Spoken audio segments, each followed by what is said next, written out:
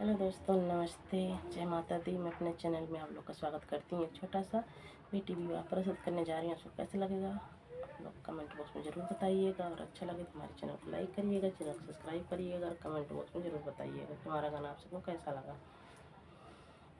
राम लखन दुनौ खेलै फूल गेनवा यरि खेलै फूल गेनवा यरि गेनवा गिराई सीता बगरे ललनवा यरि गेनवा गिराई सीता बगरे ललनवा।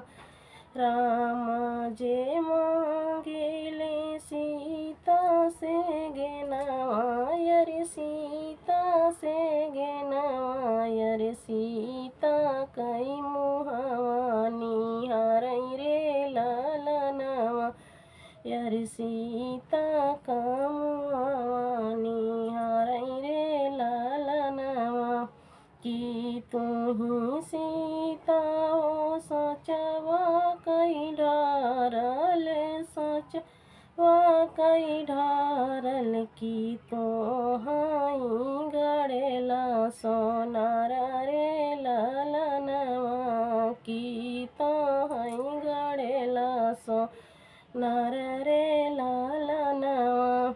नहीं हमै राम सोचवा कई ढारल यरि सोचवा कई ढारल यरि नाही हमै गड़ेला सोनार रे ललनवा यरि नाही हमै गड़ेला सोनार रे ललनवा।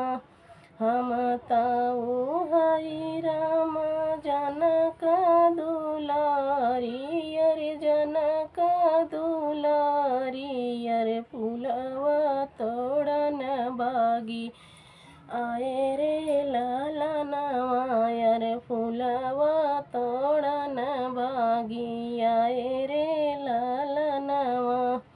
हुआ से राम जी घर कालवटले यरि घर कालवटले यरि घोड़े मोड़े ताने दरिया रे ललनवा यरि घोड़े मोड़े ताने चादर रे ललनवा।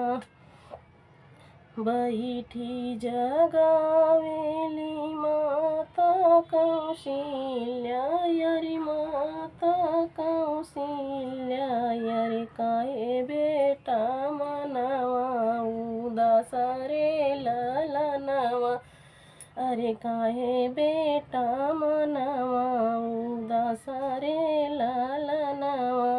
लाज की बतिया कैसे करी माई हो कैसे करी माई अरे मोरे हृदय बसी गई सीता रे ललनवा अरे मोरे हृदय बसी गई सीता रे ललनवा।